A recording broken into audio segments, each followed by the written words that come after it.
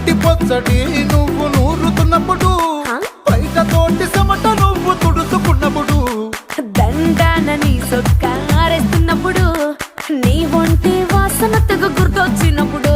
రెండు చేతులెత్తి జుట్టు ముడిసినప్పుడు, జండు కత్తుకొని పడుకున్నప్పుడు, అలసిపోయి నువ్వు ఆవలించినప్పుడు, వచ్చుండై ఫీలింగ్స్ వచ్చి వచ్చి చంపేస్తూ